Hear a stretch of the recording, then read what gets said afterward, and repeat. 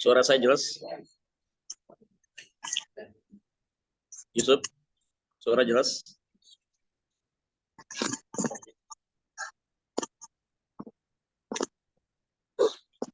Kita mulai ya. Assalamualaikum warahmatullahi wabarakatuh. Waalaikumsalam warahmatullahi wabarakatuh. Bismillahirrahmanirrahim. Alhamdulillah. Wassalatu wassalamu ala Rasulillah wa ala alihi wa mawalah. Wala haula wala quwata illa billah. Asyhadu an la ilaha illallah wahdahu la syarika lah. Wa asyhadu anna Muhammadan abduhu wa rasuluhu la nabiyya ba'dah. Allahumma shalli wa sallim ala sayyidina Muhammadin wa ala alihi wa sahbihi ajmain. Amma ba'd. Rekan-rekan sekalian yang sudah bergabung, selamat sudah bisa meluangkan waktu untuk sama-sama belajar, mendengarkan dalam spesial webinar tematik dengan topik utama kita adalah diabetes.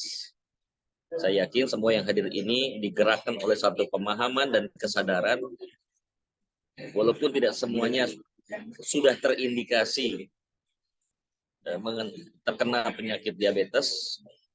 Bagi yang masih sehat, insya Allah kehadiran di sini akan memberikan satu kewaspadaan preventif, sehingga mudah-mudahan akan lebih banyak lagi orang-orang yang terselamatkan dari penyakit diabetes. Salah satu dari sekian banyak bukti syukur kita kepada Allah Subhanahu wa Ta'ala adalah dengan cara menjaga nikmat sehat. Bahkan kata Nabi, ada dua nikmat yang sering dilupakan oleh manusia. Yang pertama adalah nikmat kesempatan atau nikmat waktu, dan yang kedua adalah nikmat kesehatan. Juga disebutkan dalam hadis lain, yaqtanim khomsan qabla khomsin, hati-hati 5 sebelum datang 5 yang lain. Apa itu? Di antaranya adalah sihataka qabla syafamika, masa sehatmu sebelum datang masa sakitmu. Jadi salah satu wujud rasa syukur kita pada Allah Subhanahu wa Ta'ala, kita terima kasih sama Allah itu dengan cara kita menjaga dan merawat kesehatan kita, jangan sampai terkena penyakit yang bisa menurunkan kualitas hidup kita, menurunkan kinerja kita, menurunkan produktivitas kita. Baik, saya akan meninjau dari aspek kepribadian. Saya tidak berbicara tentang sisi kesehatan karena nanti ada yang lebih ahlinya, juga tidak bicara soal solusi kesehatannya, tapi yang saya akan lihat dari sisi lain, yaitu hubungan antara manajemen stres dengan diabetes. Gus, apakah ada hubungan antara stres dengan diabetes? Jawabannya adalah sangat berhubungan. 99% stres itu berhubungan dengan diabetes. Berarti kalau Anda tidak punya kemampuan di dalam manajemen stres, pengelolaan stres, maka Anda besar kemungkinan akan kena penyakit diabetes. Baik itu tipe 1, 2, bahkan sampai yang stadium yang lebih parah. Oke, jadi sudah terjawab.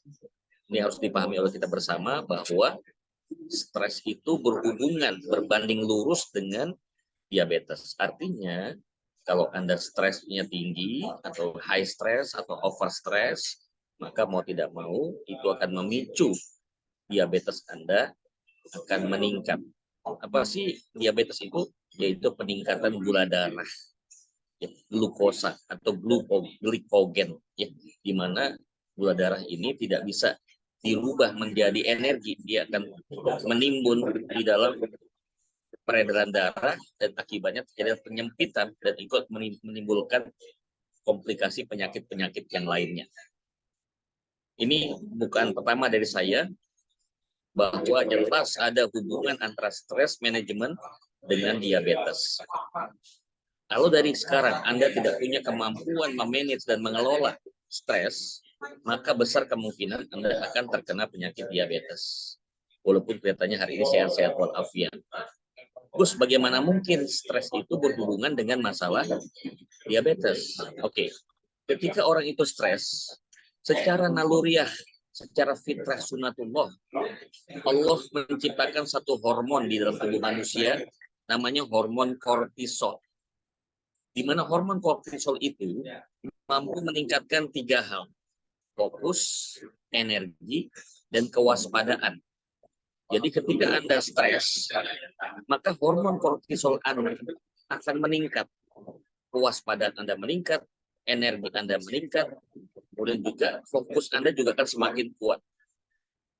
Nah, efeknya adalah gula darahnya makin tidak terkendali. Pada saat gula darah tidak terkendali, maka gula itu tidak bisa dirubah menjadi energi. Dia tetap akan menjadi seperti gula di dalam peredaran darah. Sehingga menimbun di situ mengakibatkan darah tidak mengalir dengan lancar karena sudah tertutup oleh gula darah. Itu hubungan yang terjadi secara langsung. Tetapi kalau Anda bisa mengendalikan stres, maka si hormon kortisol ini bisa dikendalikan. Kalau hormon kortisol bisa dikendalikan, maka otomatis gula darahnya bisa lebih stabil. Itu hubungannya ya.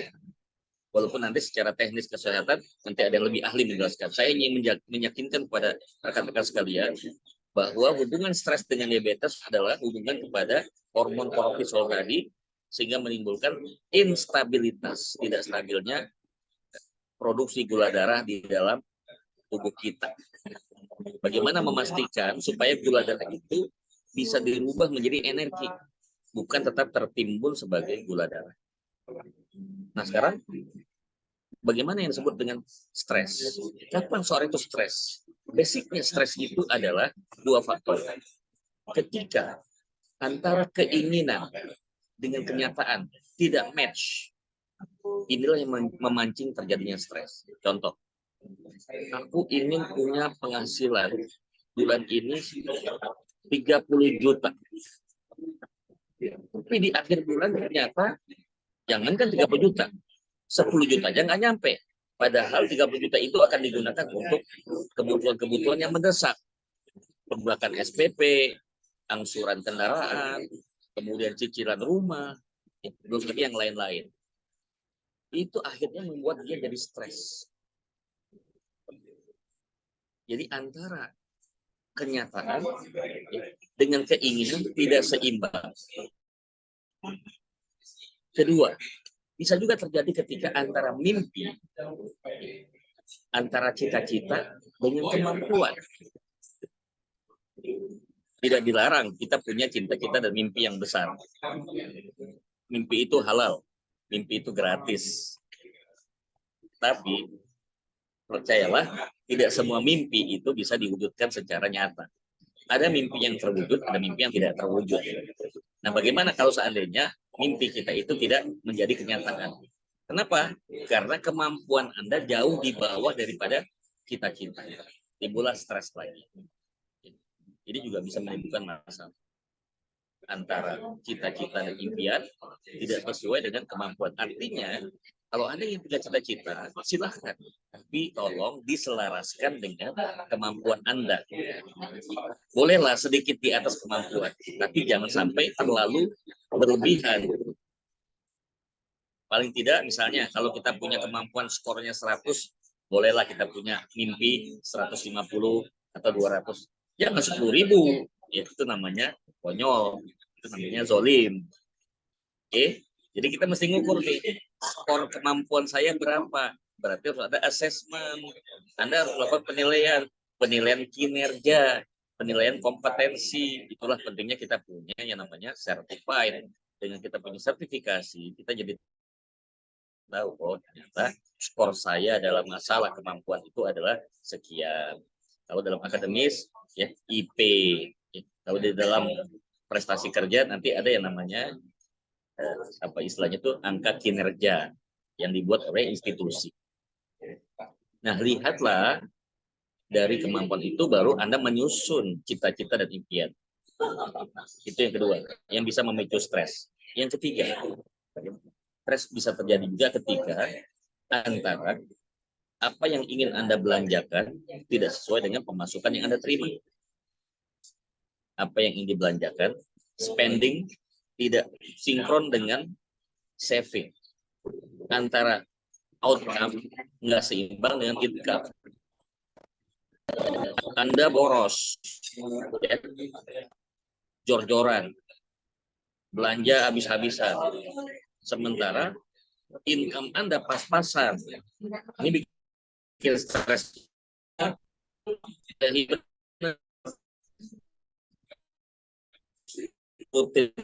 Mau hidup, kita kendalikan diri kita, sesuaikan dengan kantong kita. Bukannya nggak boleh kita belanja, ya. Tapi kalau kita nggak kendalikan, akhirnya jadi liar, ini repot. Ya, bisa juga terjadi ketika stres itu idealisme tidak sesuai dengan realitas. Setiap kita punya idealisme. Contoh, di dalam agama kita diajarkan bahwa seorang yang beragama yang baik, dia harus menunjukkan dalam bentuk ibadah. Baik itu sholat, baik itu puasa, baik itu zakat. Tapi jangan lupa, di dalam kehidupan pergaulan sosial kita, walaupun agamanya sama dengan kita, belum tentu mereka itu bisa mengamalkan ibadah seperti yang kita lakukan. Anda kepikiran, pas ini orang ngakunya beragama, ngakunya beragama, tapi maksiat, katanya beragama, tapi korupsi. Kepikiran oleh Anda, akhirnya jadi stres. Sementara Anda lurah bukan, camat bukan, bupati bukan, wali kota bukan. Ya. Terus mikirin, yang nggak akan selesai. Akhirnya apa? Yang bingung Anda sendiri. Ya kan Kang Wawan ya? Lurah bukan, mikirin gimana sih warga kelurahan saya pada nggak beres semua. Ya, padahal mereka Islam. Kok gitu? Ya, kita harus menyesuaikan. Nggak semua yang ada di dalam lingkungan itu mesti sama dengan kita. Nah, itulah pemicu dari stres. Sekarang bagaimana caranya supaya kita bisa manajemen stres? Ya. Waktu saya tinggal beberapa menit, saya mau kasih di bagian akhir ini yang paling penting, tips untuk manajemen stres. Tips untuk mengendalikan stres. Nomor 1. Yang gampang-gampang aja nih, Yusuf. Nomor 1, hidup apa adanya. Hidup apa adanya. Jangan hidup mengada-ada. Juga jangan hidup ada-ada saja. Hiduplah apa adanya. Maksudnya hidup apa adanya. Kalau Allah udah kasih takdirnya seperti ini kita, terima. Itu yang disebut dalam bahasa spiritual adalah qanaah. Maaf, bukannya pasrah ya. Maksudnya qanaah itu, kita udah usaha nih. Kita pingin omset kita mencapai 100 juta bulan ini. Ternyata nyampainya cuma 30 juta. Itu kan takdirnya. Ya terima. Terhadap yang 30 juta terima. Bahwa nanti bulan depan harus meningkat, ya tentu saja harus direncanakan supaya ada peningkatan. Ya. Jadi yang pertama adalah hiduplah apa adanya. Sehingga kita tidak ngoyo. Ngoyo itu apa? Ngono ya ojo ngono. Jadi seolah-olah kita itu kayak Tuhan. Maaf, nggak semuanya bisa kita kendalikan. You cannot control outside. We just control inside. Anda nggak bisa mengendalikan yang ada di luar Anda. Kita hanya bisa mengendalikan apa yang dalam diri kita sendiri. Oke ya. Jadi itu poin pertama. So, hidup apa adanya. Jangan mengada-ada, jangan ada-ada saja. Ada orang hidupnya mengada-ada.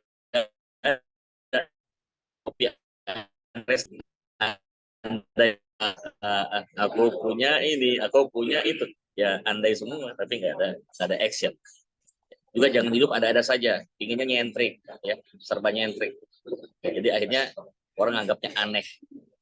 Oke, nomor 1, hidup apa adanya, supaya kita tidak menjadi orang yang selalu stres. Yang kedua, milikilah ilmu, rakuslah terhadap ilmu. Loh, apa hubungannya Gus ilmu dengan stres? Kalau orang punya ilmu, dia bisa lebih paham terhadap situasi dan keadaan. Dengan ilmunya, dia bisa lebih bijak dalam menyikapi suatu keadaan. Kalau ternyata pemasukan dia tidak sesuai dengan pengeluaran dia, kalau dia punya ilmu keuangan, dia akan lebih bijak dalam mengatur keuangan. Dia tahu yang boleh dibelanjakan secara mendesak yang mana. Dia harus tahu, dia tahu alokasi untuk tabungan berapa persen, untuk belanja sehari-hari berapa persen, untuk pendidikan berapa persen, untuk ibadah berapa persen. Dia udah tahu kapling-kaplingnya karena ada ilmu. Nah, kalau nggak ada ilmunya, terima duit, udah jor-joran, nggak terkendalikan. Akhirnya apa? Boros, habis uangnya, sementara pemasukan masih segitu-gitu aja, stres lagi. Jadi kita punya ilmu, rakuslah terhadap dimanapun kita berada, carilah ilmu, jangan sampai kita itu kehilangan kesempatan untuk mendapatkan ilmu. Kata Sayyidina Ali, kalau Anda punya harta, Anda harus menjaga harta itu. Tapi kalau Anda punya ilmu, ilmulah yang menjaga Anda. Jadi keren. Orang kaya banyak yang tidak bisa tidur nyenyak. Tapi orang yang alim, yang berilmu, tidurnya nyenyak. Kenapa? Ilmunya ngejagain dia. Jadi yang kedua, saran saya supaya nggak stres, banyakin ilmu. Karena orang yang tidak punya ilmu alias bodoh, bawaannya stres dulu. Kenapa? Dia nggak punya wawasan. Bingung menghadapi situasi dan keadaan. Contoh nih, kita mau pergi ke luar negeri. Kita nggak punya ilmunya nih. Di pesawat harus ngapain, sampai di bandara ngapain, dari bandara menuju ke lokasi naik apa, ya. Bagaimana mengenali tempat security, kantor kedutaan di mana, nggak ada ilmunya. Pusing, stres, bingung, akhirnya jadi gelandangan di orang. Banyak jadi seperti itu. Oke, itu yang kedua, rakus sama ilmu, milikilah ilmu yang cukup supaya kita lebih bijaksana dalam menghadapi situasi dan keadaan. Yang ketiga adalah belajarlah fokus dengan solusi, bukan fokus pada masalah. Jadi apapun masalah yang kita hadapi, masalah keuangan, masalah cekcok dengan pasangan, masalah kenakalan anak-anak kita, masalah kerjaan, masalah bisnis, ya, pergaulan sosial, jangan terjebak oleh masalah. Karena masalah itu nyedot energi kita. Forget the problem, focus the solution. Mulai sekarang kita mikirin apa solusinya, bukan mikirin masalahnya. Kalau kita kebanyakan mikirin masalah, kita jadi mengkeret, potensinya jadi mengeret. Ya. Kalau udah mengkeret, akhirnya stres.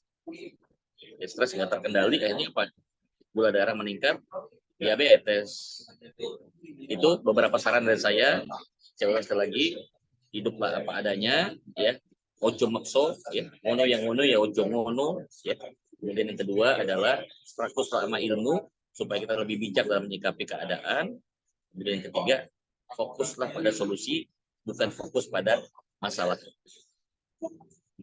Terakhir, saya mengingatkan, menegaskan kembali, you cannot control outside, we just control inside. Anda nggak bisa mengendalikan yang di luar, tapi Anda bisa mengendalikan yang ada di dalam. Begitu Yusuf, mudah-mudahan manfaat atas apa yang aku sampaikan, menjadi bekal buat teman-teman semua. Jangan lupa untuk terus menyimak, masih ada banyak lagi materi-materi yang menarik yang akan disampaikan oleh para narasumber kita yang lainnya.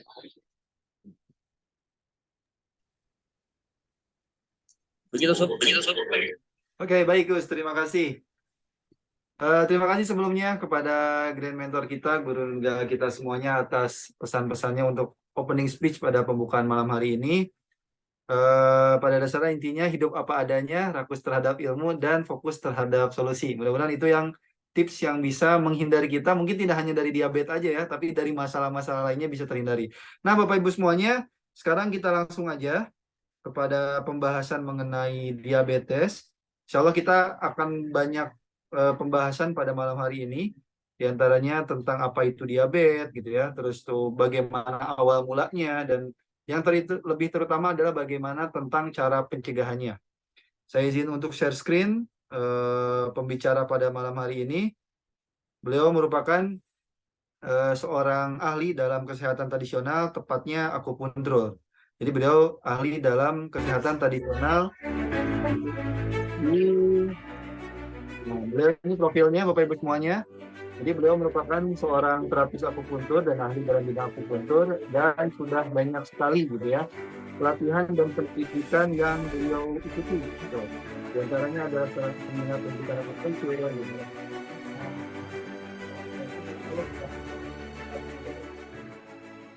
Nah, Bapak Ibu semuanya mungkin tidak akan lama. Beliau ada semuanya, kita panggilkan saja langsung. Teman-teman semuanya hanya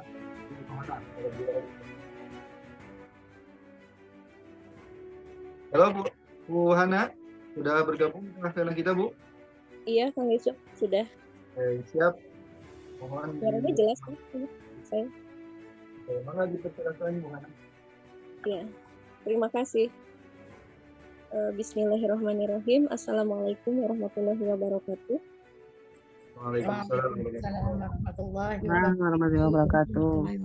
Nasta'inuhu wa nastaghfiruh wa na'udzu billahi min syururi anfusina wa min sayyiati a'malina may yahdihillahu fala mudhillalah wa may yudlil fala hadiyalah. Asyhadu an la ilaha illallah wa asyhadu anna Muhammadan abduhu wa rasuluh la nabiyya ba'da. Bapak Ibu yang dirahmati Allah, dan sebelumnya saya ucapkan terima kasih kepada tim Kang Yusuf, kemudian mentor kita Gus Reza, Masya Allah tadi speech ininya ya, open speech-nya itu Masya Allah ternyata materinya ada di situ juga. Gitu. Subhanallah, beliau memahami semua ini ya. Nah, saya mungkin akan hanya membahas sedikit karena ini sebetulnya panjang kalau dibahas secara ini ya, secara teori kesehatannya, tapi mungkin saya hanya mengenalkan saja tentang diabetes gitu ya. Kedengaran nggak Kang Yusuf suaranya? Jelas Bu Hana, suaranya jelas. Jelas nggak? Saya Jelas ya, agak ini teman-teman yang lainnya ya. Sinyal Jelas, saya kayaknya jelas. kurang bagus ya. Oke, jelas Bu Hana. jelas. Oh, jelas. Ya. Baik, kita harus sebelumnya kita ya, jika ingin kita memenangkan suatu pertempuran ya, mengalahkan suatu penyakit, maka kita harus mengenal apa itu sih penyakit diabetes itu gitu ya.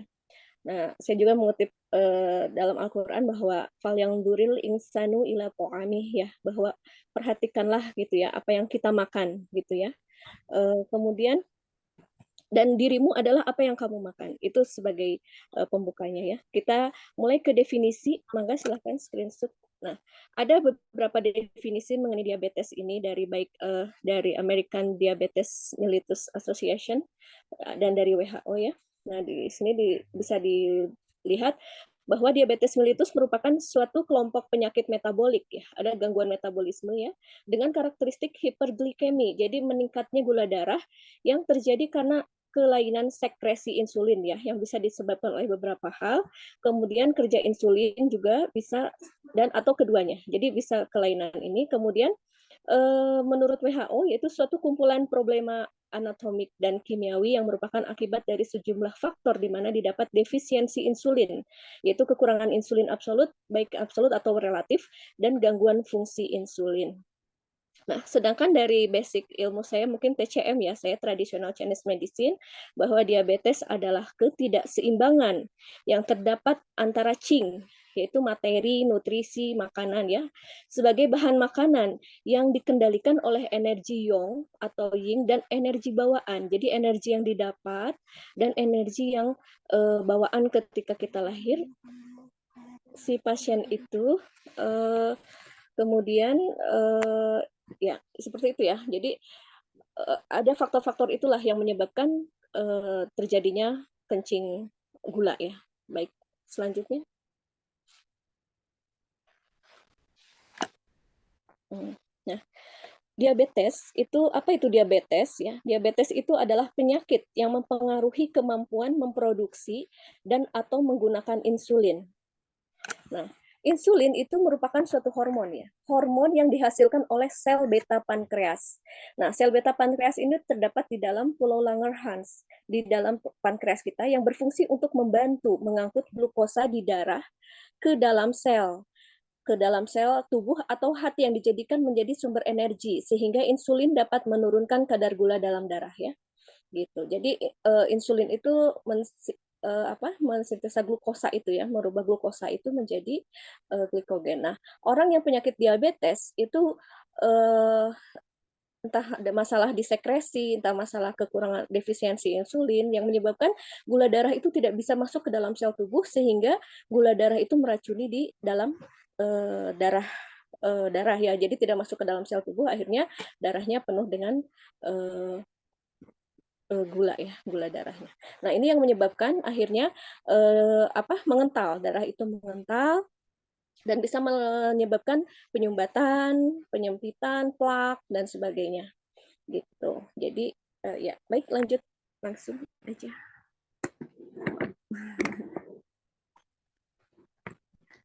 Nah,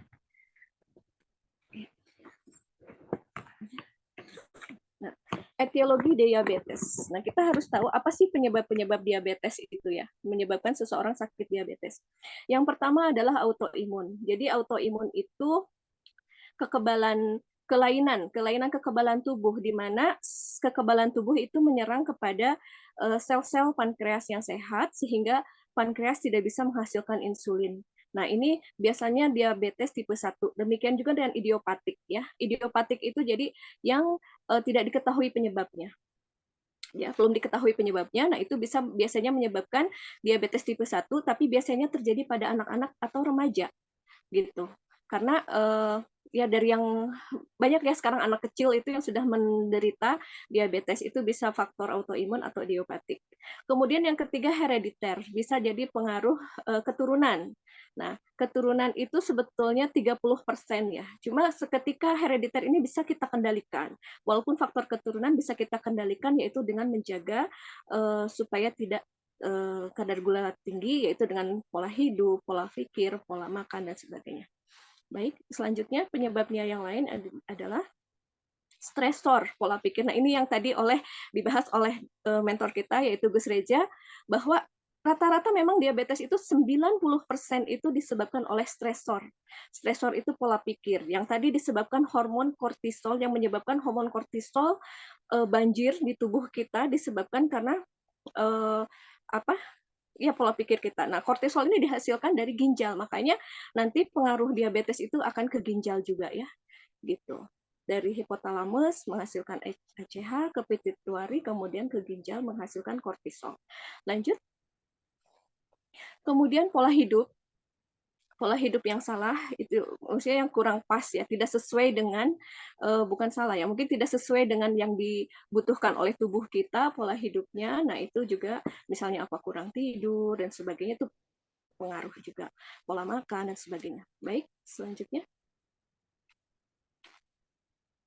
ya, yang terakhir yaitu pola makan dan lain-lain. Nah, ini semua hal-hal yang menyebabkan diabetes. Tapi di samping itu juga ada pemicu-pemicunya seperti obesitas, ya, kemudian kurang olahraga dan sebagainya. Nah, ini ukuran diabetes. Nah, ukuran diabetes seseorang mungkin ini diagnosa ini yang berhak menginikan dokter gitu ya. Cuma kita bisa punya acuan bahwa dikatakan sehat ketika kadar gulanya itu antara 80 sampai 100. Ini ya. Kemudian kalau untuk pradiabetes antara 100 sampai 125 ya, ini sekitar 7 milimol ya sampai. Nah, sedangkan untuk diabetes itu di atas 125. Nah, sedangkan untuk sewaktunya misalnya sampai 200 gitu ya. Kalau untuk puasanya 100 itu udah dikatakan pradiabetes. Baik, lanjut. Nah, ini bisa dicek menggunakan alat ini ya, alat ukur di rumah sendiri gitu kalau yang punya ini. Kemudian nah ini adalah gambar Pulau Langerhans. Pulau Langerhans itu kumpulan sel ya yang terdapat di dalam pankreas, di mana di situ terdapat sel beta, sel alfa. Nah, sel beta ini yang menyebabkan menghasilkan insulin tadi di situ di Pulau Langerhans yang terdapat di kelenjar pankreas. Pankreas itu merupakan suatu kelenjar ya. Kalau dalam organnya itu kelenjar pankreas itu berhubungan dengan limpa dan lambung. Ini menempel di limpa lambung ya. Kelenjar pankreas ini. Jadi fungsinya hampir sama dengan limpa, di mana limpa itu tugasnya yaitu memiliki fungsi untuk memproduksi darah, memproduksi cairan, baik itu darah, baik itu cairan keruh, cairan cairan tubuh semua itu dari limpa, nutrisi yaitu limpa, atau kemudian juga transformasi itu pembentukan cairan, pembentukan nutrisi, dan transportasi untuk mengedarkan cairan ke seluruh tubuh. Jadi fungsinya sangat. Nah, ketika orang yang autoimun itu tadi di mana sel beta ini rusak, sel-sel di dalam pulau Langerhans yang di dalam pankreas itu rusak sehingga tidak menghasilkan insulin. Atau ada juga penyebabnya karena resistensi insulin. Jadi dia terlalu banyak makan manis, kemudian stresornya tadi tinggi menyebabkan hiperglikemi, akhirnya si pankreas tidak sensitif gitu terhadap, karena dia terus dipaksa untuk mengeluarkan insulin terus-menerus, akhirnya resisten lama-lama. Makanya diabetes tipe 2 biasanya ini. Nah, diabetes tipe 2 biasanya di umur di atas 45 tahun, di atas 40 tahun. Tapi sekarang udah mulai karena pola makan, pola hidup yang berubah, banyak makan minuman manis gitu ya, sekarang udah menjamur, akhirnya pola hidupnya yang salah, akhirnya sekarang usia muda sudah banyak terkena diabetes tipe 2. Gitu. Nah, ini yang harus diperhatikan. Kerusakan sel inilah yang harus fokus kita, di mana harus ada regenerasi sel. Di mana regenerasi sel ini untuk memperbaiki sel beta itu dibutuhkan glukosa. Nah, sedangkan penyakit diabetes glukosanya itu meracuni darah. Jadi bukan meracuni darah, membanjiri darah, tidak masuk ke dalam sel tubuh. Sedangkan untuk regenerasi sel dibutuhkan glukosa yang ada di dalam sel tubuh sehingga bisa dijadikan sumber energi untuk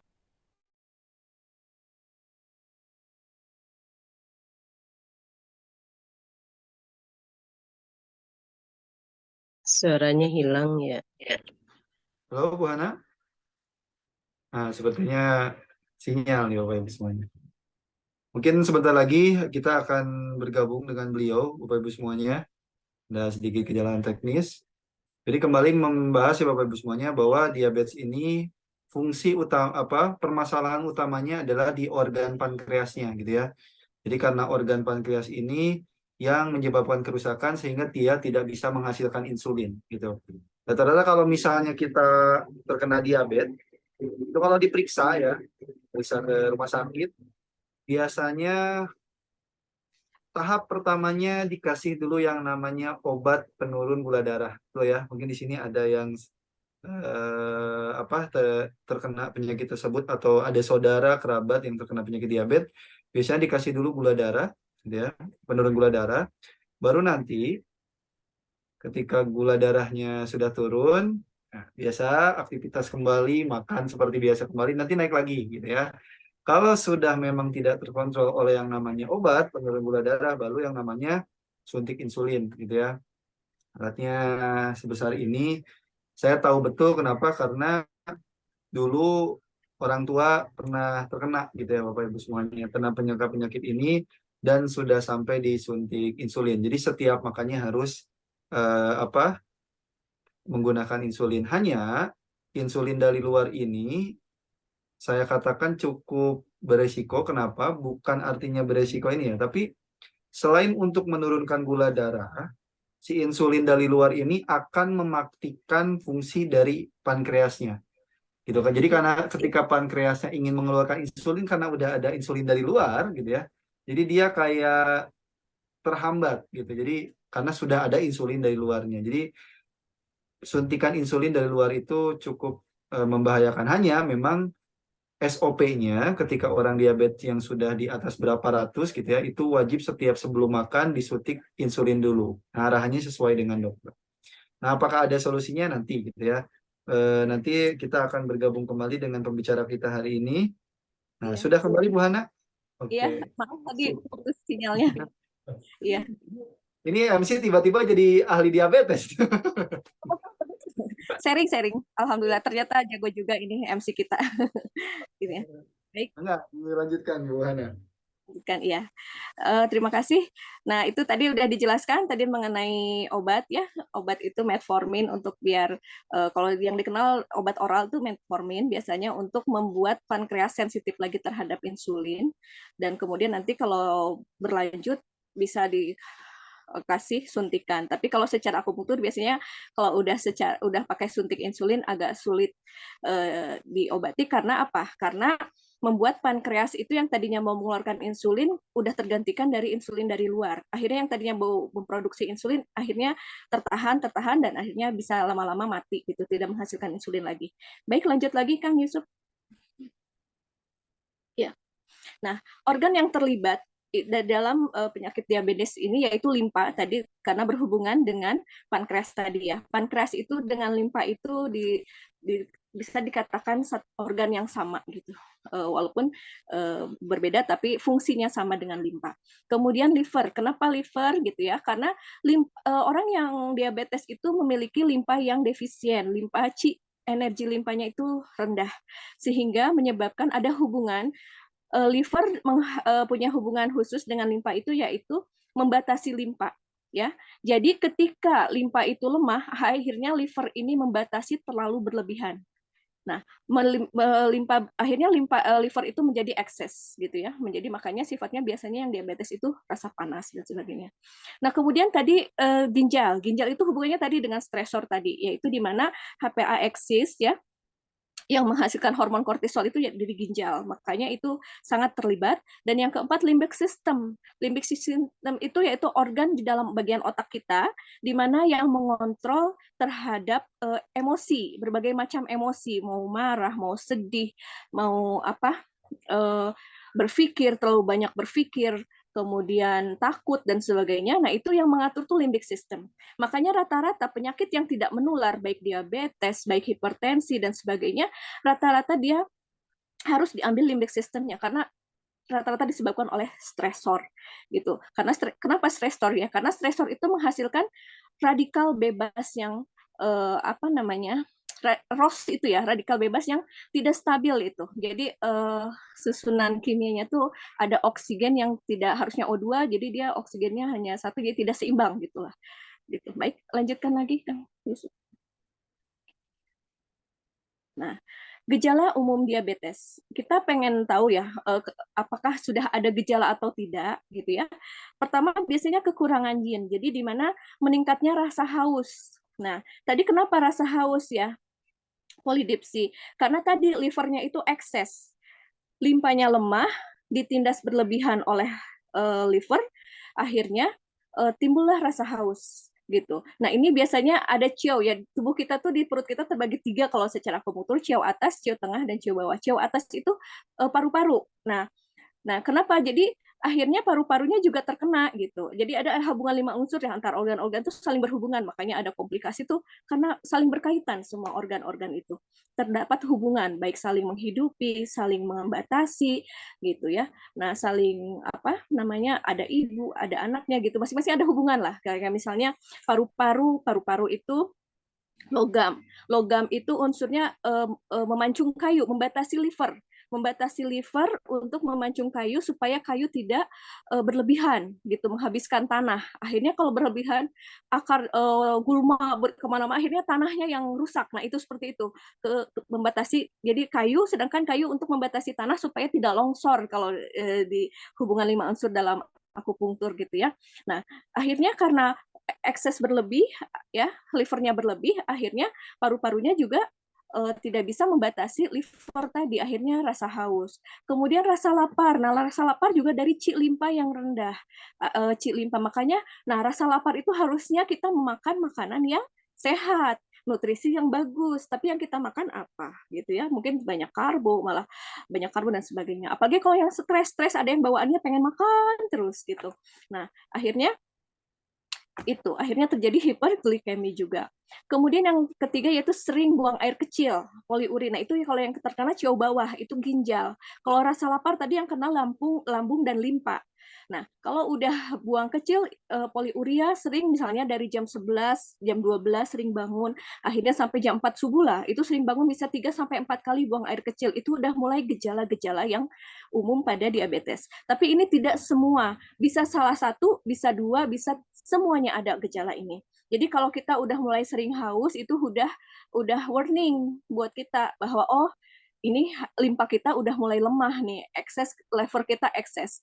Nah, biasanya liver ekses itu hubungannya dengan tadi emosi jiwa gitu. Nah, jiwa itu kan sen itu ada di jantung, jantung itu sebelah kiri. Nah, makanya kadang salah satunya ada gangguan di kaki sebelah kiri. Itu juga perlu kalau udah mulai ada gangguan-gangguan di kaki sebelah kiri, paha bagian atas kencang gitu ya. Nah, itu udah mulai gejala-gejala juga. Kemudian ada rasa haus. Baik, lanjut lagi. Kemudian penurunan berat badan yang tidak biasa, walaupun ada yang gemuk juga ada diabetes. Nah, ini juga salah satu tanda bahwa berat badan yang turun dengan tiba-tiba jadi kering. Nah, itu salah satu gejala diabetes. Ini udah tahap lanjut biasanya. Kemudian kelelahan ekstrim. Nah, dan mudah tersinggung. Kelelahan ekstrim itu mudah lelah itu karena tadi limpanya kurang. Kenapa? Limpa itu kan yang menghasilkan nutrisi.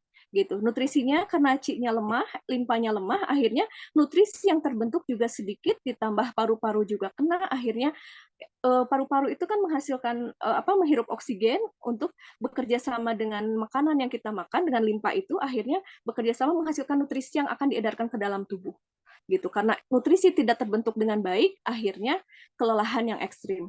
Kemudian mudah tersinggung tadi, sifat tersinggung, marah, kesel itu sifat liver, sifat yang dimiliki oleh liver. Karena C-nya lemah gitu ya, limpanya lemah, akhirnya liver ekses, akhirnya mudah tersinggung.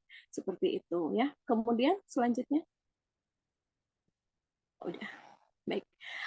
Selanjutnya komplikasi diabetes ya. Komplikasi diabetes itu yang harus kita waspadai ya. Maksudnya banyak gitu ya yang harus jadi kita waspada terhadap penyakit ini, kita berusaha mencegahnya karena komplikasi diabetes itu banyak ya, makanya disebut ibu penyakit. Karena untuk pemulihannya itu gulanya tidak ada di dalam sel sehingga pemulihan, makanya kalau yang sakit stroke, sakit karena diabetes, serangan jantung agak sulit disembuhkan. Karena apa? Karena tadi regenerasi selnya terhambat karena gula darahnya. Akhirnya penyakit kemana-mana, makanya disebut ibu penyakit. Kemudian, nah ini retinopati diabetes, ini udah kena retina mata. Jadi bisa menyebabkan kebutaan, katarak, dan biasanya banyaknya glaukoma ini. Ini karena tadi liver tuh ekses kan menjulang ke atas pohon itu ya sifatnya. Jadi dia tuh menaikkan ke atas gitu si panasnya itu. Akhirnya bisa menyebabkan retinopati diabetes. Baik, selanjutnya. Nah, nefropati diabetik, makanya yang diabetes yang udah terlalu lama bisa akhirnya sakit gagal ginjal. Karena apa? Nefronnya, sel-sel ginjalnya rusak. Gitu. Karena kan gula darah itu meracuni darah ya. Jadi kental, akhirnya saringan ginjal pun berat gitu. Dia harus menyaring darah tuh berat gitu.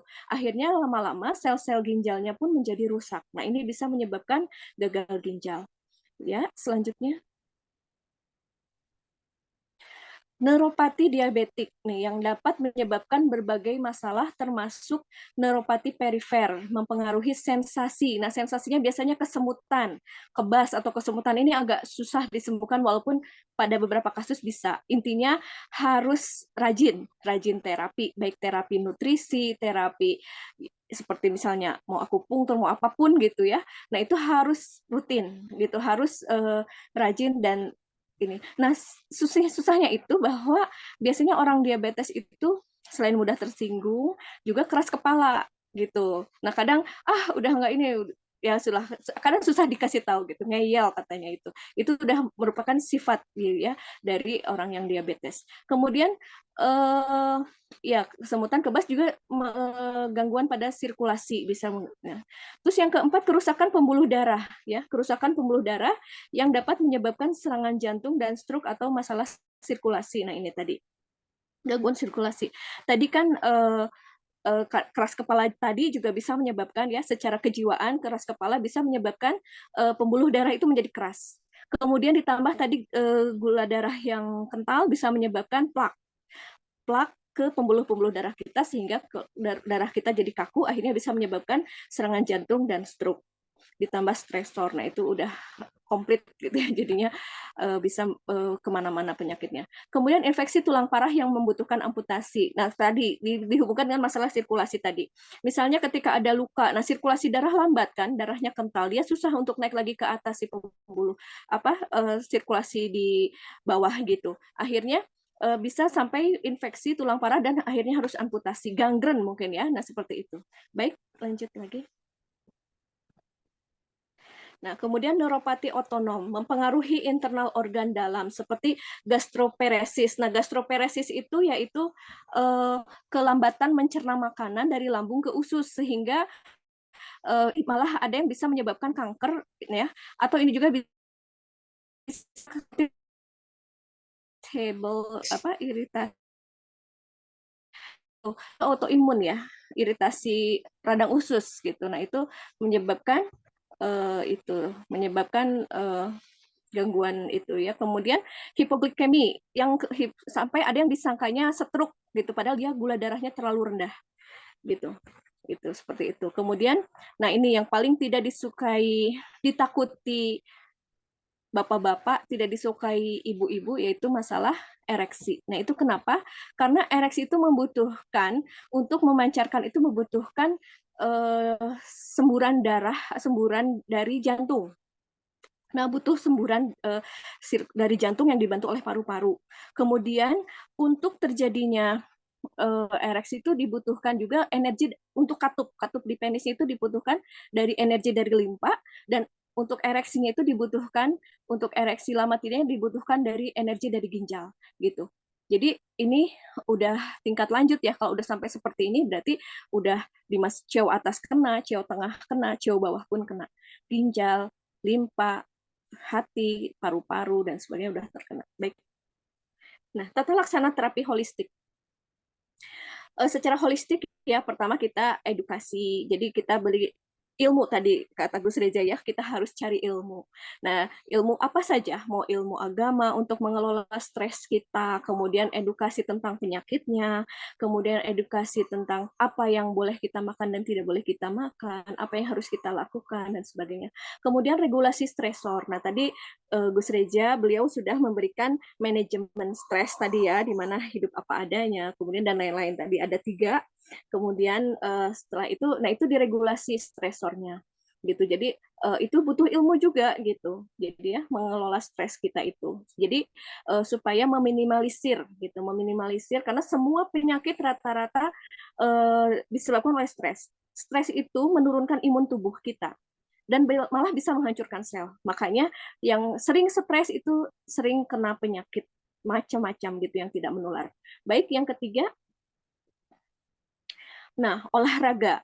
Olahraga biasanya dibutuhkan oleh organ limpanya yang defisien. Nah, biasanya kan ada kaku-kaku otot gitu ya, kemudian tulang dan sebagainya, itu butuh olahraga.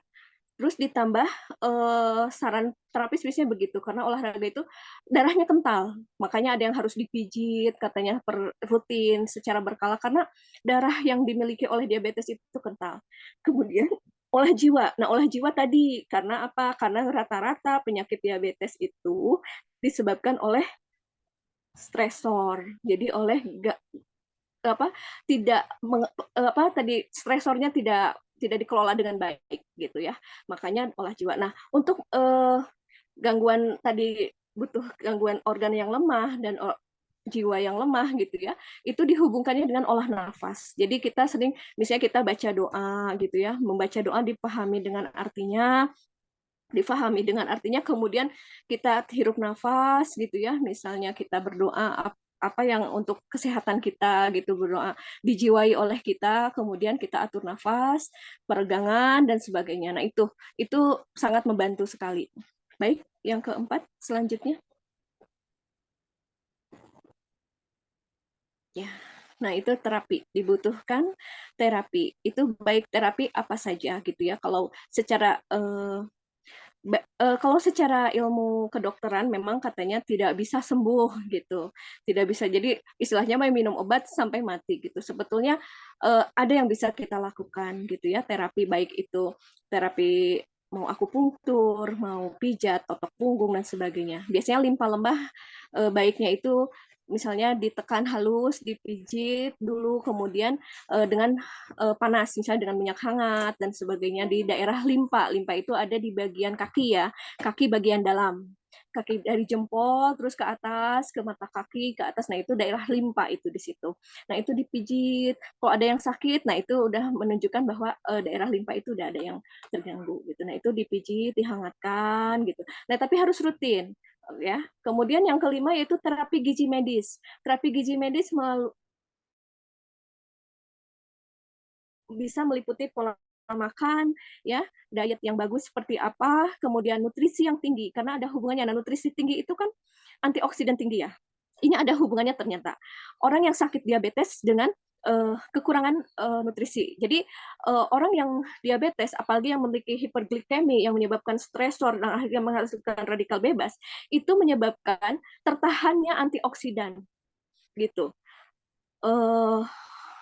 Namanya stres oksidatif ya. Stres oksidatif meningkat, antioksidan tertekan. Jadi dibutuhkan nutrisi yang bagus, antioksidan yang tinggi dari luar untuk membantu. Nah, tadi untuk regenerasi sel itu dibutuhkan tadi nutrisi, kayak memperbaiki sel-sel yang rusak, memperbaiki sel-sel yang rusak di Pulau Langerhans tadi, sel beta itu rusak, bisa diperbaiki dengan nutrisi yang tinggi, antioksidan yang tinggi, akhirnya sel beta membaik, akhirnya bisa menghasilkan insulin lagi. Nah ini proses regenerasi dalam tubuh untuk terjadinya perbaikan ya. Jadi masih bisa ada disembuhkan gitu ya. Apalagi yang tipe 2.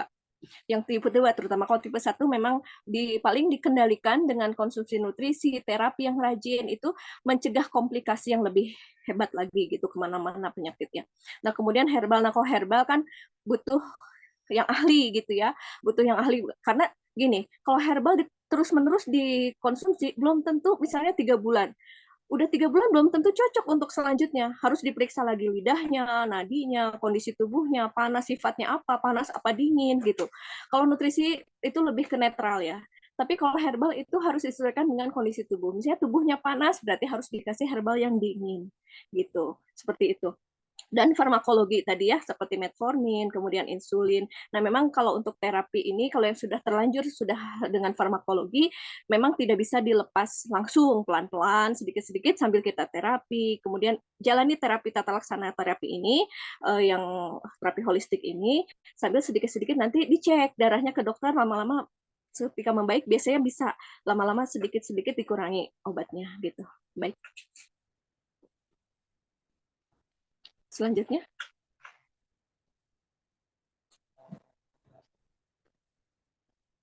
Ya, sudah. Nah, yang terakhir yaitu berdoa. Itu jadi olah jiwa juga ya dengan berdoa kepada Allah. Nah, itu holistik. Jadi kita secara ini kita lakukan gitu teori-teori yang kita dapatkan kita lakukan dan kita berserah diri kepada Allah, berdoa menyerahkan pada Allah untuk kesembuhan penyakit kita gitu. Baik. Itu aja mungkin ya. Oh iya, ada hubungan juga selanjutnya masih ada. Nah, ini ada peran antioksidan. Ini banyak hasil penelitian ya, yang penggunaan antioksidan pada penderita diabetes mellitus ternyata diketahui efektif dalam mengurangi munculnya komplikasi yang timbul. Hal ini didukung dengan berbagai penelitian yang membuktikan manfaat antioksidan terkait proses patologi dari diabetes mellitus akibat kondisi stres oksidatif. Seperti tadi kan sudah dijelaskan ya, stres oksidatif didapat dari apa gitu, bisa ternyata menekan antioksidan dan dibutuhkan antioksidan untuk mengurangi efek komplikasi dalam penyakit diabetes. Bahkan gitu ya, yang sudah insulin pun bisa lepas gitu. Ada yang seperti itu. Walaupun beda-beda tiap orang, tergantung tadi apakah dia mau terus-terusan berobat secara rutin apa tidak, seperti itu. Baik.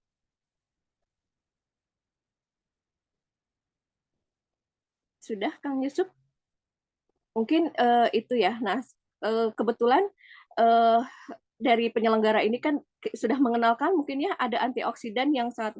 Nah, soalnya ada juga yang mengkonsumsi misalnya antioksidan ada di buah anu, ada di sayur anu gitu, tapi ternyata masalahnya ada di pestisida gitu. Kita pastikan antioksidan yang kita konsumsi itu dari buah dan sayur yang kita konsumsi itu adalah sesuatu yang bebas pestisida, yang aman bagi tubuh kita. Baik, terima kasih kepada Kang Yusuf. Mungkin itu yang bisa saya sampaikan. Mungkin masih banyak yang pengen diketahui dan ilmunya masih luas sebetulnya, gitu secara fisiologi dan sebagainya. Tapi mungkin karena waktu yang ada tersedia hanya sekian menit, mungkin itu saja yang bisa saya sampaikan. Lebih dan kurangnya saya mohon maaf. Terima kasih atas kesempatannya. Wassalamualaikum warahmatullahi wabarakatuh. Waalaikumsalam warahmatullahi wabarakatuh. Waalaikumsalam warahmatullahi wabarakatuh. Terima kasih Bu Hana atas penjelasan yang sangat luar biasa. Banyak banget ya teman-teman semuanya ilmu tentang diabetes yang bisa kita dapatkan. Apakah itu kita jadi bisa tahu ya gimana cara pencegahannya, dari mana asalnya, apa aja yang terkenanya, dan bagaimana cara penanganannya, itu bisa diketahui Bapak Ibu semuanya. Jadi tadi ya, jadi ada korelasi antara yang disampaikan Gus Reja tadi di awal dengan yang disampaikan Bu Hana. Sebetulnya materinya masih panjang Bapak Ibu semuanya ya. Sebetulnya masih panjang banget gitu ya. Ada beberapa lagi klasifikasi dan sebagainya. Hanya mungkin nanti kita akan ada lagi tentang diabetes mungkin di minggu depan, penjelasan lanjutan dari penjelasan hari ini gitu ya. Jadi Bapak Ibu semuanya bagi yang hadir hari ini jangan kemana-mana. Setiap hari insya Allah kita akan selalu hadir dengan tema-tema yang lainnya. Nah setelah ini Bapak Ibu semuanya, pertanyaannya apakah Kang, apakah yang sudah terkena diabetes gitu ya, yang sudah lama gitu atau yang tinggi sekalipun itu bisa disembuhkan? Apakah ada obatnya atau tidak? Katanya apa namanya, penyakit seumur hidup yang tidak ada obatnya. Tadi kalau kata Bu Hana sampai mati gitu. Apakah ada? Nah Bapak Ibu semuanya, hari ini kabar bahagianya Jepang memiliki sebuah formulasi ya Bapak Ibu semuanya. Jepang dengan kekayaan teknologinya, dengan kemajuan teknologinya berhasil menciptakan sebuah formulasi dan metodologi tentang bagaimana cara penyembuhan salah satunya penyakit ini gitu ya. Nah insya Allah yang akan disampaikan langsung oleh pembicara kita yang terakhir. Nah, saya izin untuk share screen profile beliau. Jadi Bapak Ibu semuanya, beliau ini merupakan kakak ya, berarti kakak dari pembicara sebelumnya gitu ya. Kalau sama-sama di bidang kesehatan, kalau beliau lebih kepada nutrisi ya. Maka itu saya izin untuk share screen terlebih dahulu sebentar. Oke. Sip. Nah, beliau adalah profil dari pembicara yang satu ini. Ini sama. Unsur. Ya. Terus beliau juga merupakan pernah juga di pelatihan kesehatan tradisional lainnya, dan beliau fokus untuk di nutrisi ya Bapak Ibu semuanya, yaitu tentang karotenoid yang sudah belajar terutama belajar ke Jepang bersama dengan Profesor Oshida, Profesor Masafumi Hashimoto, Shigeo Ota, dan sudah sering berperjalanan ke luar negeri sampai ke 18 negara di 4 benua. Maka dari itu maka kita panggilkan langsung Ibu Nia Daryani, dipersilahkan. Silakan. Oke, terima kasih untuk MC kita malam ini. Berikan restu dong buat MC kita kali ini ya, Mas Yusuf Rizky Maulana. Oke. Alhamdulillah, bismillahirrahmanirrahim. Terima kasih Bapak Ibu semuanya yang bisa hadir pada malam hari ini. Bahagia rasanya saya bisa bertemu dengan Bapak Ibu semuanya. Izinkan saya di sini akan sharing ya, bagaimana solusi mengatasi diabetes ya. Tadi Bapak Ibu semuanya sudah mendengarkan bagaimana motivasi dari Gus Reza mengenai stresor ya, stresor, karena manusia modern saat ini memang stresnya tinggi ya. Kita adalah manusia akhir zaman yang hidup terutama lebih banyak hidup di kota gitu. Jangankan di kota, di desa juga sama, dengan berbagai macam aktivitas yang cukup gitu ya, cukup stres tinggi gitu, seperti itu. Nah, sehingga muncullah penyakit-penyakit degeneratif. Nah, ini sudah dijelaskan bagaimana penyakit diabetes, penyebabnya seperti apa, tanda-tandanya seperti apa, dan tadi tentu saja ada solusinya. Tidak ada penyakit yang tidak ada obatnya, gitu kan, seperti itu. Nah, artinya ketika dokter memvonis bahwa diabetes itu tidak ada obatnya, pada dasarnya bisa, gitu ya, bisa diobati, insya Allah dengan izin Allah. Nah, kami menawarkan di sini sebuah solusi bagaimana mengatasi diabetes ya. Tadi disebutkan bahwa diabetes itu membutuhkan antioksidan. Antioksidannya low ya, tertekan di dalam tubuh kita sehingga membutuhkan antioksidan dari luar. Nah, di sini ada penemuan dari Profesor Shigeo Ota dan saya belajar langsung dengan beliau bagaimana solusi mengatasi diabetes. Salah satunya adalah dengan hidrogen, ya. Mungkin Bapak Ibu sudah tidak asing dengan namanya hidrogen, ya. Dalam tubuh kita terdapat telomer namanya, ada di dalam DNA, ya. Menurut Shigeo Ota, kalau telomernya panjang, orang tuh usianya panjang gitu, ya. Makanya orang-orang dulu, bahkan orang-orang Indonesia, orang tua kita dulu tuh umurnya panjang-panjang. Nah, itu ternyata secara saintifik diteliti oleh para ilmuwan, ternyata itu telomernya panjang. Nah, kenapa sekarang banyak orang yang mati muda gitu ya, seperti itu. Walaupun namanya mati itu urusan Tuhan, tapi kita ikhtiar gitu. Nah, ternyata salah satu penyebabnya adalah telomernya pendek. Nah, penyebab telomer pendek itu ya seperti itu tadi, antioksidan oksidasi. Oksidasi dari stresor, pola makan, pola hidup yang menyebabkan dia sakit gitu ya, apapun sakitnya. Makanya sekarang itu sakitnya itu rata-rata degeneratif, penyakit yang tidak menular, tapi itu sangat mematikan, gitu seperti itu ya. Nah, kita lihat fungsi daripada hidrogen diteliti oleh Profesor Shigeo Ota, beliau meneliti mitokondria selama 30 tahun. Ternyata rahasia sehat manusia itu bagaimana sehat tidaknya kondisi mitokondria. Dan ternyata ada solusi bagaimana memperbaiki kondisi inti sel tubuh kita, yaitu memperbaiki mitokondria. Dengan apa? Dengan hidrogen. Ya, jadi kalau di Jepang itu ketika masuk IGD ya, inhalasinya itu sekarang tuh inhalasi hidrogen, bukan oksigen. Kenapa? Karena dia itu antioksidan tinggi, di mana langsung bekerja pada inti sel tubuh kita, gitu ya. Di mana setelah diteliti ternyata hidrogen ini bisa mengatasi 170 macam penyakit, ya, seperti itu. Penelitian dari ilmuwan. Nah, Mr. Shigeo Profesor Shigeo Ota ini memikirkan bagaimana manusia di dunia ini bisa mendapatkan hidrogen dengan cara yang mudah. Ternyata bisa dengan katalisatornya itu air gitu. Makanya ditemukanlah hidrogen water. Tetapi hidrogen water ini sulit sekali karena yang namanya hidrogen ini mudah lepas. Jadi Bapak Ibu kalau ketika di luar sana melihat ada air hidrogen dengan kemasan botol, mohon maaf itu bohong ya, bukan berarti dia berbohong, maksudnya itu dengan kemasan botol hidrogen itu kan hilang. Sehingga diteliti hidrogen itu tidak akan lepas ketika dikemas dengan aluminium gitu ya. Di sini makanya kemasannya sangat unik dengan aluminium foil 4 lapis. Jadi dengan ketebalan yang cukup tebal, fungsinya adalah menjaga hidrogen tidak keluar. Oke, lanjut Mas Yusuf PPT-nya. Nah, kita lihat bagaimana fungsi hidrogen. Ini ada di kiri adalah video sel yang diberikan zat ya seperti vitamin C, generate ya, Cu gitu. Ketika tanpa hidrogen dalam 1 jam selnya itu mati.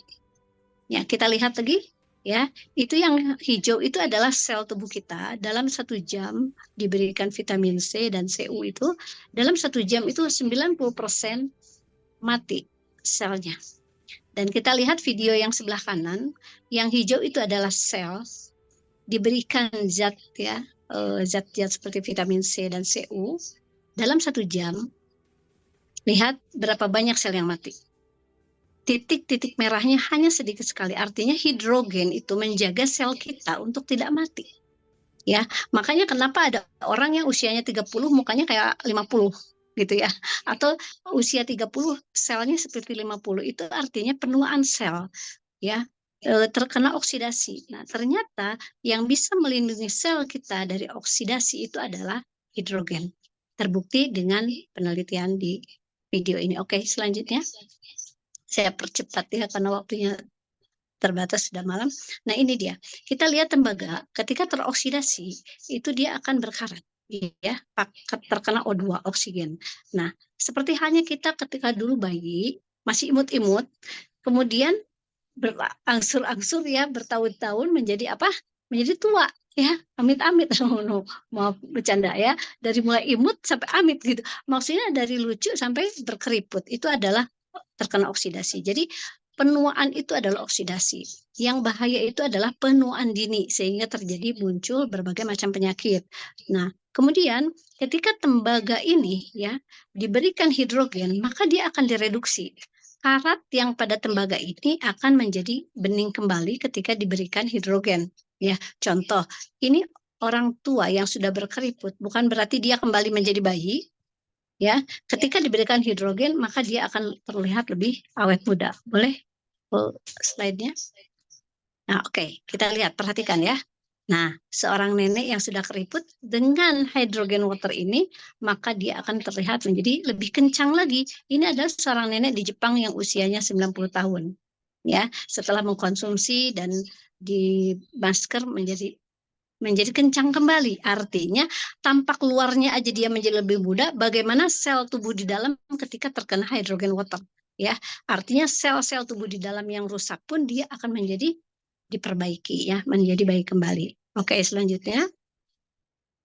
Nah, lihat kita perbedaan tangan ya, ketika diberikan hidrogen dan tidak, dia akan lebih cerah. Seperti itu. Kemudian next ya, kita percepat aja. Nah, oke, tadi adalah air ya. Minum jangan sembarang minum. Bagaimana minum yang berkualitas yang menyebabkan sel-sel tubuh kita yang rusak menjadi baik ya. Tetapi dengan minum juga tentunya ada nutrisi yang harus kita konsumsi ya. Seperti tadi Ibu Hana bilang bahwa nutrisi tinggi itu sangat baik untuk memperbaiki kondisi pankreas yang rusak ya, untuk diabetes. Nah, sedangkan orang diabetes itu biasanya kan mengkonsumsi penurun gula ya. Tetapi pankreasnya tidak terbaiki. Nah, ternyata untuk memperbaiki pankreas kita butuh nutrisi. Tapi nutrisi seperti apa? Tadi Ibu Hana bilang adalah nutrisi yang tanpa pestisida. Saya akan memperkenalkan sebuah nutrisi yang mengandung karotenoid. Apa itu karotenoid? Karotenoid itu adalah nutrisi generasi ketujuh ya, setelah karbohidrat, protein, vitamin, mineral, lemak, serat, dan yang ketujuh adalah karotenoid. Karotenoid itu adalah pigmen warna buah sayur yang harus kita konsumsi. Jadi, Bapak Ibu ketika ingin sehat, maka setiap hari harus mengkonsumsi buah-buahan dan sayur-sayuran dengan beraneka macam ragam warnanya. Ya, seperti itu. Karena itu adalah mengandung karotenoid. Di mana karotenoid ini adalah antioksidan yang tinggi. Nah, tetapi buah sayur sekarang pada kenyataannya adalah mengandung pestisida. Ya, udara tanah air tercemar dan mengandung pestisida. Sehingga diteliti oleh para ilmuwan Jepang, terjadi penurunan kualitas gizi yang sangat signifikan. 1 piring buah sayur tahun 60 setara dengan 9 piring buah sayur zaman sekarang. Karena apa? Karena kondisi alamnya sudah berubah. Sehingga para ilmuwan Jepang memikirkan bagaimana manusia modern bisa mengkonsumsi nutrisi tinggi tanpa harus repot-repot mengkonsumsi 9 piring dalam 1 hari. Ya, dan yang paling repot lagi ketika kita harus konsumsi 6 macam warna dalam 1 hari. Hijau, kuning, orange, merah, biru, dan ungu. Dan itu sangat sulit sekali. Kenapa kita harus mengkonsumsi buah dan sayur dengan beraneka macam ragam warnanya? Karena setiap warna buah sayur memiliki fungsi yang berbeda. Oke, di sini saya akan memperkenalkan apa itu karotenoid. Di sini dalam sebuah produk S-Lutena ya, formulasi abad 21 yang ditemukan oleh para ilmuwan Jepang ya, di mana menyatukan sebuah nutrisi dengan komplit ya, dengan rasio golden ratio, yaitu sehingga muncullah ada 6 macam karotenoid dalam produk ini yang mengandung lutein, lycopene, beta karoten, alfa karoten, zeaxanthin, dan quercetin. Itu adalah 6 macam karotenoid ya.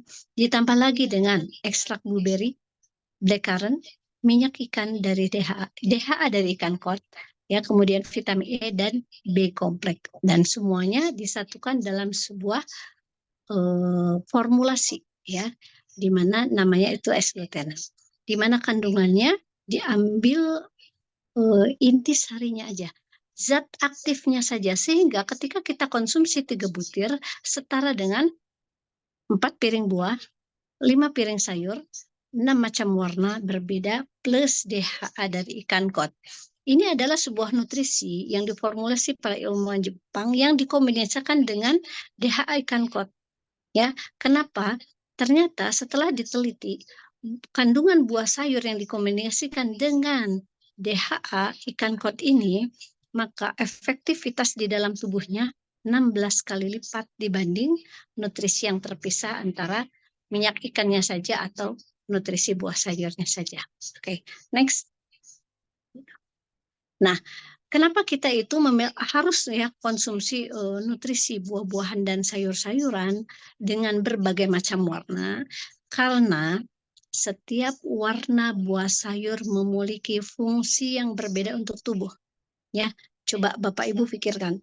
Biasanya kalau kita sakit, berobat ke dokter, dan dokter menyatakan bahwa kita anemia, kekurangan darah, baru dokter menyuruh kita, coba Pak, Bu, minum jus buah bit yang warna ungu. Nah, kita tuh biasanya ketika sudah mengalami anemia, ya, baru rame-rame mencari buah yang berwarna ungu. Nah, padahal setiap warna punya fungsi yang berbeda. Ya, jadi makanya jangan konsumsi buah sayur hanya satu warna, misalnya hijau terus, sehingga orang Indonesia banyak yang mengalami asam urat karena mengandung purin yang tinggi ya. Nah, makanya di sini ada yang warna kuning, orange, merah, biru, ungu. Semuanya masing-masing punya fungsi. Jadi semua warna buah sayur itu fungsinya beda-beda. Ada yang untuk darah, ada yang untuk jantung, ada yang untuk pankreas, ada yang untuk usus, untuk tulang. Itu semuanya harus dengan warna yang berbeda. Seperti itu. Oke, boleh diklik. Ya, nah itu dia. 3 butir buah dan sayur setara dengan 4 piring buah dan 5 piring sayur dengan 6 macam warna yang berbeda plus DHA kan. Kebetulan saya juga sudah berkunjung ke pabriknya, melihat proses pembuatannya, dan ini adalah prosesnya itu sangat canggih dengan teknologi ionisasi sehingga dia itu bisa diserap oleh sampai inti sel, ya, inti sel tubuh kita. Oke, selanjutnya. Ini sudah lebih dari 2 menit. Oke, ya.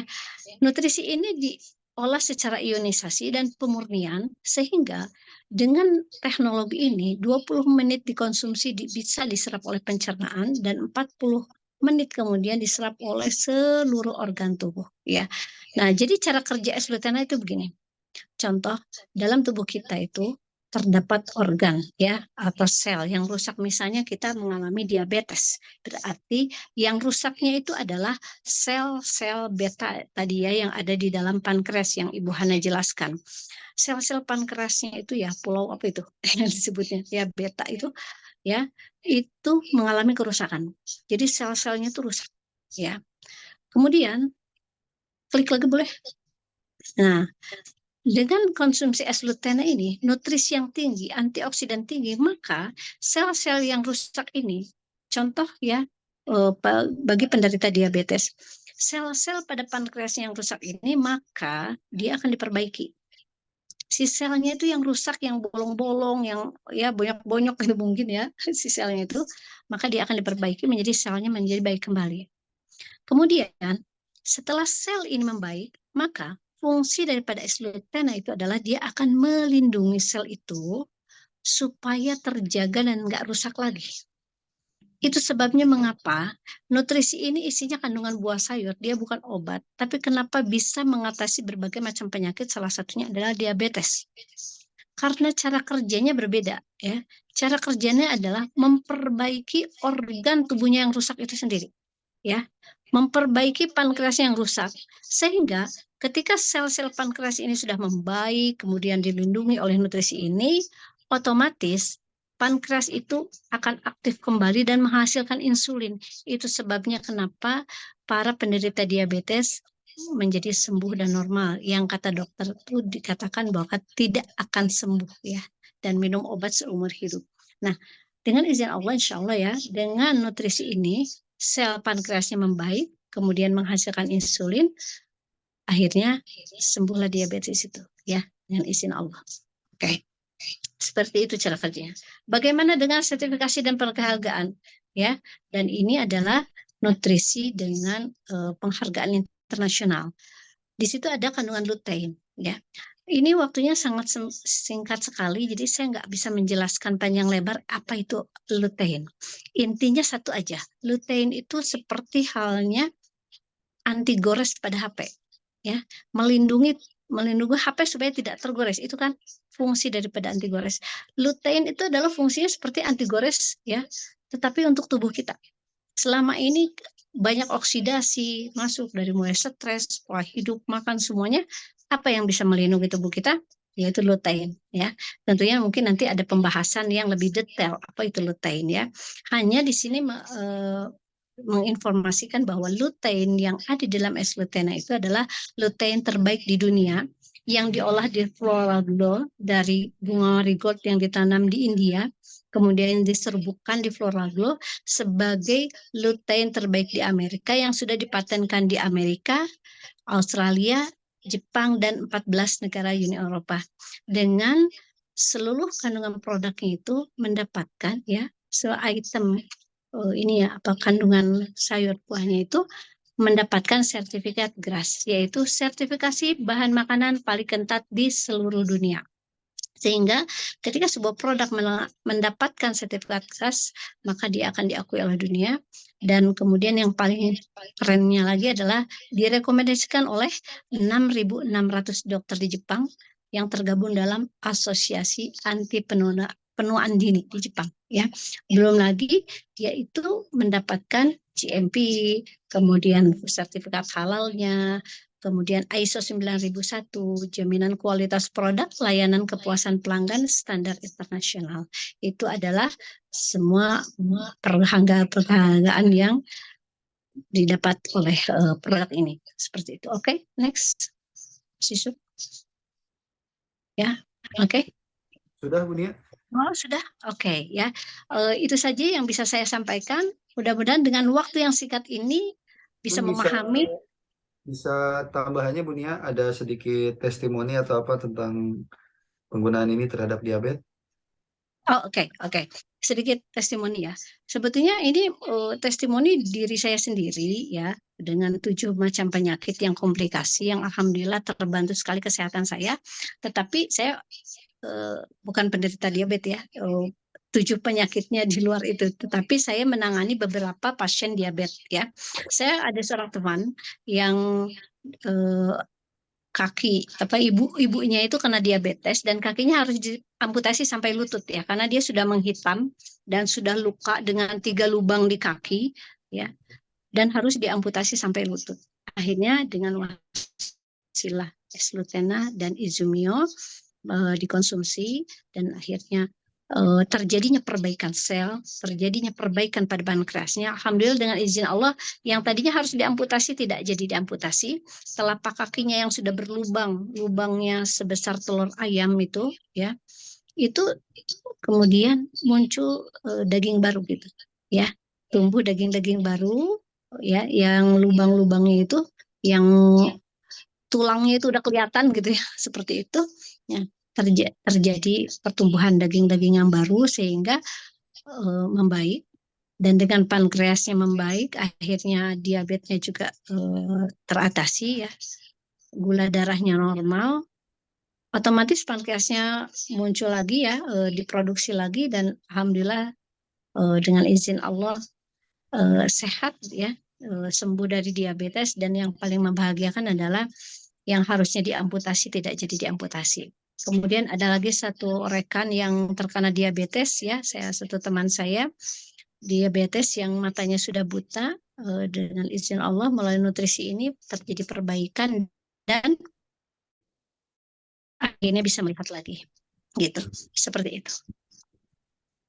Oke, terima kasih Bu Nia atas penyampaiannya pada malam hari ini. Luar biasa Bapak Ibu semuanya tentang 2 formulasi dari Jepang ini yang menawarkan sebuah pengobatan yang memang sangat-sangat betul-betul alami dan sangat aman bagi kita semuanya. Tadi dibahas di pembahasan sebelumnya bahwa diabetes ini Bapak Ibu semuanya adalah gerbang penyakit, akan semakin memudahkan kepada penyakit-penyakit yang lainnya, dan tadi hubungannya banyak ternyata, tidak hanya satu organ aja, tapi berhubungan juga dengan limpa, berhubungan juga dengan ginjal, paru-paru, dan sebagainya. Makanya diperlukan sebuah formulasi yang tidak hanya mengobati satu organ saja, tetapi mampu mengobati seluruh organ yang ada di dalam tubuh, gitu ya. Nah, apakah ini termasuk obat? Ya. Ada banyak yang nanya nih, khususnya ke Bu Nia. Boleh bantu berapa saset harus hydro water dan berapa kapsul sehari untuk lutenanya? Oke. Untuk yang sakit yang tidak terlalu parah ya, dikonsumsi 2 pagi, 2 siang, 3 malam ya. Tergantung seberapa parah penyakitnya. Tapi kalau yang pengalaman teman saya yang ibunya terkena diabetes yang harus amputasi kakinya, dalam 1 hari itu bisa 9 sampai 15 butir per hari ya. Jadi kalau yang 9 butir 3 pagi, 3 siang, 3 malam, plus Izumio-nya 3 pouch dalam 1 hari. 1 pagi, 1 siang, dan 1 malam. Itu seperti itu ya. Dan tidak dihentikan di 120 hari. Kenapa? Karena terjadinya regenerasi sel itu biasanya terjadi di 120 hari. Makanya kalau orang yang mau donor darah itu kalau misalnya ditolak ya karena ada something dalam darahnya, itu biasanya suruh balik lagi nanti setelah 120 hari baru cek lagi boleh donor darah lagi. Nah, itu menunjukkan bahwa terjadinya regenerasi sel perbaikan itu di 120 hari. Seperti itu.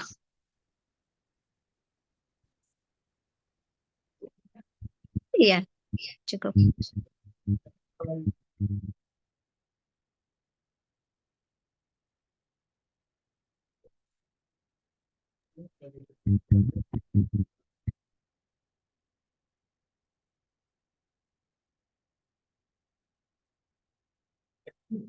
Halo, Yusuf.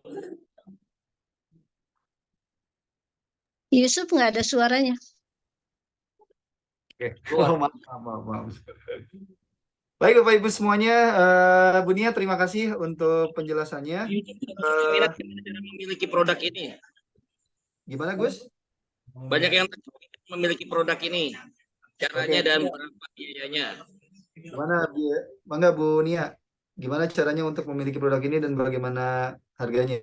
Sebentar, saya izin share screen dulu. Oke. Produk ini bisa didapat ya dengan cara silakan nanti dipesan ya akan di-share oleh Mas Yusuf ya untuk pemesanannya ya. Kemudian ini produk ketika ini bisa dikirim ya, terutama untuk yang luar kota seperti itu nanti dikirim. Mungkin nanti Mas Yusuf akan menjelaskan bagaimana cara pemesanannya, bagaimana cara pengirimannya, transfer kemana. Karena saya sudah di sini menjalankan ya terapi banyak yang terbantu, bahkan yang diabetes sampai matanya buta dan alhamdulillah bisa melihat lagi. Itu sangat banyak dan saya sudah banyak menolong orang gitu ya selama 12 tahun ini. Jadi insya Allah dan saya insya Allah itu banyak sekali yang terbantu. Saya belajar langsung dengan profesornya, saya juga sudah ke pabriknya melihat proses pembuatannya. Dan iya Gus. Sudah dikirim 2 hari yang lalu. Alhamdulillah Gus sudah terima barangnya. Baik yang Izumio dan Dultena. Alhamdulillah saya udah mulai coba. Ya percaya atau enggak, 2-3 hari ini udah langsung merasakan hasilnya. Masya Allah. Iya. Turun berat dan lebih meningkat semangat stamina. Masya Allah. Bismillah. Oke. Sudah langsung terasa ya. Iya. Jadi nutrisi ini tidak bisa dibelanja ya Bapak Ibu semua, tidak bisa beli di online karena kita tidak ada penjualan online. Jadi resmi dari perusahaannya karena perusahaannya itu dari Tokyo dan ada kantor cabangnya di Jakarta. Bagi yang berminat maka nanti Mas Yusuf mungkin bisa bantu untuk diumumkan gitu. Bagaimana caranya bagi yang berminat seperti itu. Oke, bagaimana caranya yang berminat dan berapakah kira-kira harganya? Jreng, waduh, gitu ya. Harganya sangat-sangat terjangkau Bapak Ibu semuanya. Satu butirnya ya. Untuk Eslutena satu butirnya hanya 19.500. Dan untuk Izumio-nya hanya 75.000 ya. Satu pouchnya hanya, mohon maaf Bapak Ibu semuanya, tidak dijual per butir atau per pouch gitu ya. Jadi berapa sih harganya? Dan kebetulan khusus